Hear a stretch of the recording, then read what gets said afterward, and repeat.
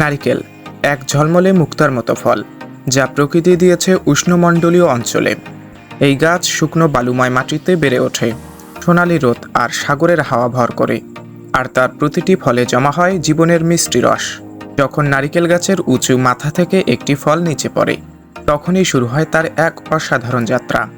ফলে প্রতিটি অংশ ধীরে ধীরে আলাদা করা হয়, যেন কোনো লুকানো গুপ্তধন খোলা হচ্ছে।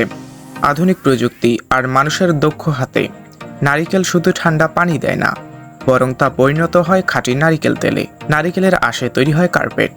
কখনো কি ভেবেছেন কিভাবে এই অসাধারণ ফলটি আধুনিক জীবনের এক অপরিহার্য অংশ হয়ে উঠল?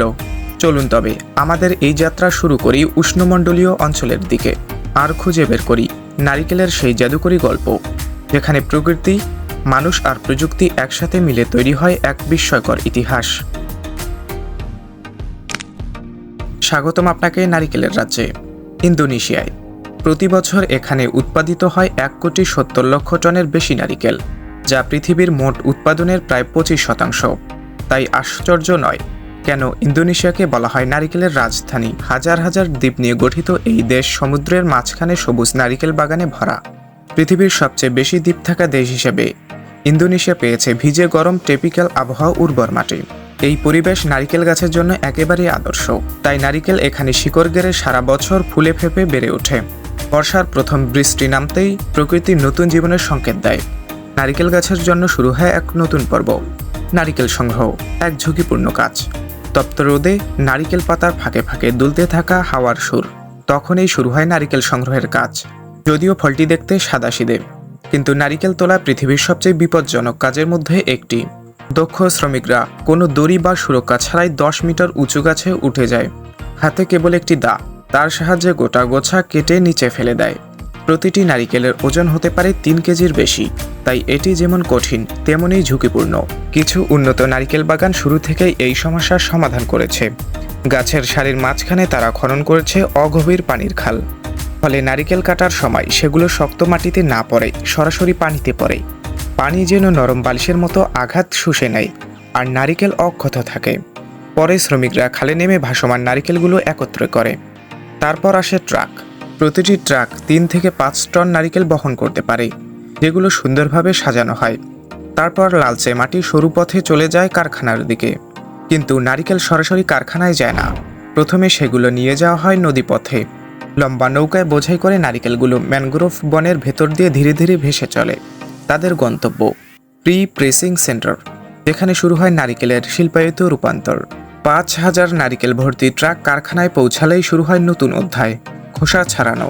ঘূর্ণায়মান মেশিনে ধারালো ব্লেড দিয়ে সবুজ খোসা আলাদা করা হয়, কিন্তু ভেতরে সাদা অংশ অক্ষত থাকে।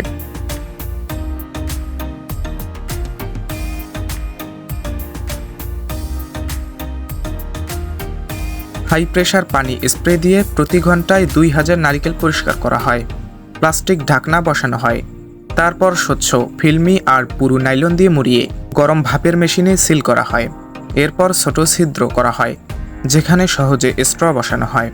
সবশেষে নারিকেলগুলো কার্টুনে ভরা হয়। সেখান থেকে ফ্রিজ ট্রাকে করে নিয়ে যাওয়া হয় সুপার শপ, ক্যাফে আর সারা বিশ্বের মানুষের কাছে।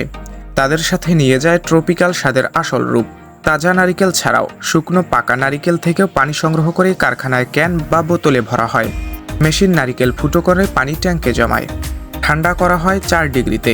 তারপর ফিল্টার করে জীবাণুমুক্ত করা হয়। শেষে আধুনিক মেশিন প্রতি ঘন্টায় 4,000 কার্টুনে ভরা হয়।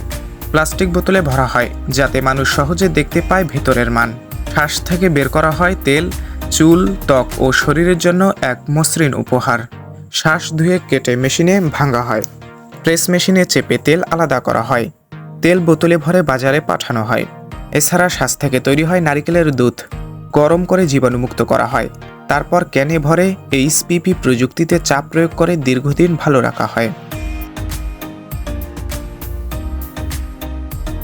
শ্বাস পাতলা কেটে চিনি দিয়ে রান্না করে শুকানো হয়। পরে ছোট প্যাকেটে ভরে বাজারে পাঠানো হয়।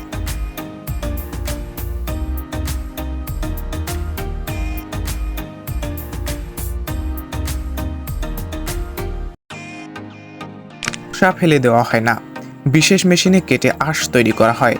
আঁশ দিয়ে দড়ি, কার্পেট, ব্যাগ, ঝুড়ি, নানা শিল্পকর্ম হয়। ফাটা বা খারাপ খোসা ভেঙে তৈরি হয় টার্প, যা মাটির উর্বরতা আর পানি ধরে রাখার জন্য অসাধারণ।